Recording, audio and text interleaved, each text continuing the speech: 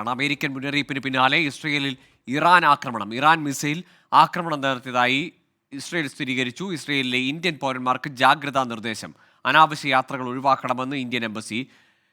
S Ramkumar news ഡെസ്കിൽ നിന്നും, ഒപ്പം നിതിൻ അംബുജൻ ഡൽഹിയിൽ നിന്നും ചേരും. ആദ്യം രാംകുമാറിലേക്ക്. രാംകുമാർ, കരവഴിയുള്ള യുദ്ധം, ലെബനിലേക്ക് കടന്നു കയറിയുള്ള ഇസ്രയേൽ ആക്രമണത്തിന് മറുപടി ഇറാന്റെ ഭാഗത്തു നിന്ന് വരികയാണ്.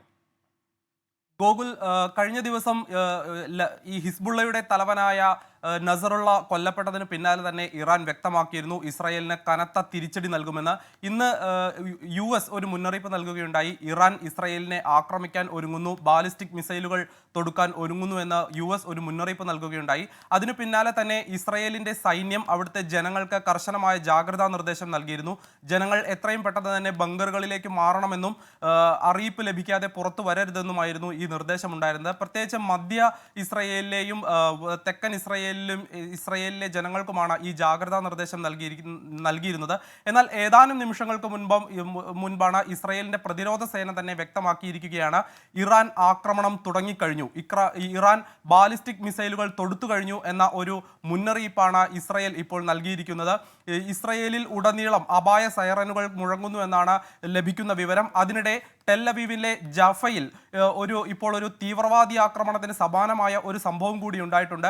അവിടെ റെയിൽവേ സ്റ്റേഷന് സമീപമുള്ള ജെറുസലേം സ്ട്രീറ്റിൽ 2 തോക്കുധാരികൾ ജനങ്ങൾക്ക് നേരെ വെടിയുതിർത്തു എന്നാണ് റിപ്പോർട്ട്. ഇതിൽ നിരവധി പേർക്ക് പരിക്കേറ്റിട്ടുണ്ട്. 2 പേരുടെ നില അതീവ ഗുരുതരമാണ്. ഇതിനെക്കുറിച്ചുള്ള കൂടുതൽ വിവരങ്ങൾ പുറത്തു വന്നിട്ടില്ല. അതേസമയം തന്നെയാണ് ഇപ്പോൾ ഈ മിസൈലുകൾ തൊടുത്തു ഇറാൻ എന്ന കാര്യം ഇസ്രായേൽ പ്രതിരോധ സേന സ്ഥിരീകരിക്കുന്നത്. ഇസ്രായേൽ അതീവ ജാഗ്രതയിലാണ്. ഗോകുൽ, രാംകുമാർ, കഴിഞ്ഞ കാലങ്ങളിലുണ്ടായ ആക്രമണങ്ങളുടെ ഒരു പരമ്പര അറിയാം. ഇസ്രയേലിൻ്റെ തിരിച്ചടി നമുക്കറിയാം. അതിൽ ഏതാണ്ട് ഹമാസിനെ ഗസയിലടക്കം ആക്രമണത്തിലൂടെ ഛിന്നഭിന്നമാക്കി. അതിനപ്പുറം ഇപ്പോൾ ലെബനനിൽ ബെയ്റൂത്തിലടക്കം രൂക്ഷമായ ആക്രമണമാണ് കഴിഞ്ഞ ദിവസങ്ങളിൽ നടന്നത്.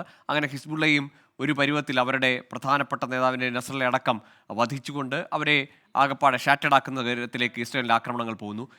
ഇനി ഇറാൻ വരുമ്പോൾ യുദ്ധത്തിൻ്റെ ഒരു പുതിയ ചേരി തുറക്കുകയാണോ? ഗോകുൽ, തീർച്ചയായും ഇറാൻ നേരിട്ടുള്ള ഒരു യുദ്ധത്തിലേക്ക് കടക്കുന്നതോടുകൂടി പശ്ചിമേഷ്യയിലെ നിലവിലുള്ള എല്ലാ സാഹചര്യങ്ങളും മാറിമറിയും. കാരണം ഇതുവരെ പ്രത്യക്ഷത്തിൽ ഇസ്രായേൽ യുദ്ധം ചെയ്തുകൊണ്ടിരിക്കുന്നത് ഹമാസ്, ഹിസ്ബുള്ള തുടങ്ങിയ സായുധ സംഘങ്ങളുമായാണ്. ഇവർക്ക് പരോക്ഷമായി ഇറാന്റെ പിന്തുണയുണ്ടെങ്കിൽ പോലും ഇറാൻ ഇസ്രായേൽ യുദ്ധം എന്ന തരത്തിൽ അതൊരിക്കലും വന്നിട്ടില്ല. എന്നാൽ ഇപ്പോൾ ഇറാനും ഇസ്രായേലും തുറന്ന യുദ്ധത്തിലേക്ക് നീങ്ങുന്നു എന്നത് അതീവ ആശങ്ക ജനിപ്പിക്കുന്ന ഒരു കാര്യമാണ്. കാരണം US ഇപ്പോൾ തന്നെ ഇറാന് മുന്നറിയിപ്പ് നൽകിയിട്ടുണ്ട്. ബാലിസ്റ്റിക് മിസൈലുകൾ ഉപയോഗിച്ച് ഇസ്രായേലിനെ ആക്രമിക്കുകയാണെങ്കിൽ വലിയ തിരിച്ചടി നേരിടേണ്ടി വരുമെന്ന് ഇറാന് US മുന്നറിയിപ്പ് നൽകിയിട്ടുണ്ട്. തീർച്ചയായിട്ടും ഇസ്രായേലിന് നേരെ അത്തരത്തിലൊരു ആക്രമണം ഉണ്ടാകുമ്പോൾ മറ്റു രാജ്യങ്ങൾക്ക്, പ്രത്യേകിച്ച് ഇസ്രായേലിന്റെ സഖ്യകക്ഷികളായ അമേരിക്കയ്ക്കും ബ്രിട്ടൻ തുടങ്ങിയ യൂറോപ്യൻ രാജ്യങ്ങൾക്കും കയ്യും കെട്ടി നോക്കിയിരിക്കാനാവില്ല. അവർക്കും തീർച്ചയായും ഇടപെടേണ്ടി വരും. ഇതോടെ പശ്ചിമേഷ്യ ഒരു കൂടുതൽ രൂക്ഷമായ ഒരു യുദ്ധക്കളമായി മാറും എന്ന കാര്യം ഉറപ്പാണ്. അതാണ് ഏറ്റവും വലിയ ആശങ്കയും. നേരത്തെ ഇസ്രായേലിനെ സംബന്ധിച്ചിടത്തോളം ഇസ്രായേൽ ഹമാസുമായിട്ടായിരുന്നു യുദ്ധം ചെയ്തുകൊണ്ടിരുന്നത്. അപ്പോൾ തന്നെയും ലെബനനിൽ നിന്ന് ഹിസ്ബുള്ള അടക്കമുള്ള സായുധ സംഘടനകൾ, സിറിയയിലെ ഹൂതികളും എല്ലാം തന്നെ ഇസ്രായേലിനെതിരെ പരോക്ഷമായി യുദ്ധം ചെയ്യുന്നുണ്ടായിരുന്നു. ഈ കഴിഞ്ഞ ഇടയ്ക്കാണ് ഇസ്രായേൽ അവരുടെ യുദ്ധ ലക്ഷ്യങ്ങൾ വിപുലീകരിക്കുകയുണ്ടായി. അതിൽ പ്രധാനപ്പെട്ട ഒന്ന് ലെബനനിലെ ഹിസ്ബുള്ളയുടെ ഭീഷണി ഇല്ലാതാക്കുക എന്നതായിരുന്നു. നമുക്കറിയാം, അതിനു പിന്നാലെയാണ് ലെബനനിൽ തുടർച്ചയായ പേജർ സ്ഫോടനങ്ങളും വോക്കി ടോക്കി സ്ഫോടനങ്ങളും ഒക്കെ ഉണ്ടായത്.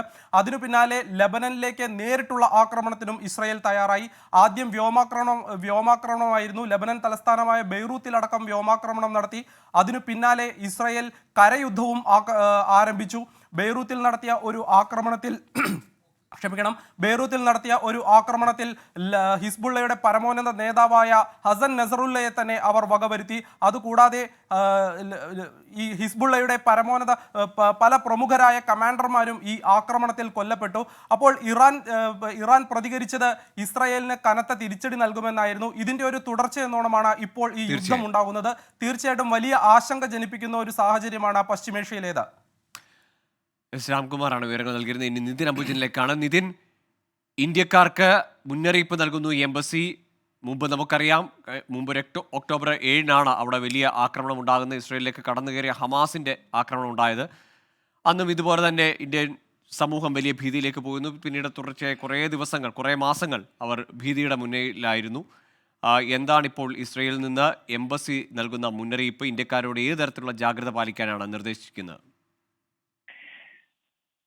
ഗോകുൽ, ഇസ്രയേലിലെ ഇന്ത്യൻ സമൂഹം ഇപ്പോഴും ആശങ്കയിൽ തന്നെയാണ് തുടരുന്നത്. ഇസ്രയേലിനെതിരെ ബാലിസ്റ്റിക് മിസൈൽ ആക്രമണം നടത്തിക്കുമെന്ന റിപ്പോർട്ടുകൾക്ക് പിന്നാലെയാണ് ഇസ്രയേലിലെ ഇന്ത്യൻ എംബസി, ടെലവീവിലുള്ള ഇന്ത്യൻ എംബസി ജാഗ്രതാ നിർദ്ദേശം നൽകിയിരിക്കുന്നത്. ഇന്ത്യൻ പൗരന്മാർ സുരക്ഷിതമായി തുടരണമെന്നാണ് നൽകിയിരിക്കുന്ന നിർദ്ദേശം. അതീവ ജാഗ്രത പാലിക്കണമെന്നും നിർദ്ദേശമുണ്ട്. അനാവശ്യ യാത്രകൾ ഒഴിവാക്കണം, സുരക്ഷിത കേന്ദ്രങ്ങളിലേക്ക് മാറണം, അല്ലെങ്കിൽ അതോടൊപ്പം തന്നെ ഷെൽട്ടറുകളിലേക്ക് അഭയം തേടണം എന്നൊരു ആവശ്യമാണ്, അല്ലെങ്കിൽ ഷെൽട്ടറിന് സമീപത്ത് ഉണ്ടാകണമെന്നൊരു നിർദ്ദേശമാണ് ഇപ്പോൾ ഇന്ത്യൻ എംബസി നൽകിയിരിക്കുന്നത്. എന്തായാലും നിരന്തരമായി തന്നെ എംബസിയുമായുള്ള ഒരു കോണ്ടാക്ട്, അത്തരമൊരു ആശയവിനിമയം ഉണ്ടാകണമെന്ന് ഇപ്പോൾ നിർദ്ദേശം നൽകിയിട്ടുണ്ട്. അതോടൊപ്പം തന്നെ ഇതുവരെ രജിസ്റ്റർ ചെയ്യാത്ത, എംബസിയുമായി രജിസ്റ്റർ ചെയ്യാത്ത ഇന്ത്യക്കാർ അടിയന്തരമായി രജിസ്റ്റർ ചെയ്യണമെന്ന് ആവശ്യപ്പെട്ട് ഇപ്പോൾ ടെലവീവിലെ ഇന്ത്യൻ എംബസി നിർദ്ദേശം നൽകിയിരിക്കുകയാണ്.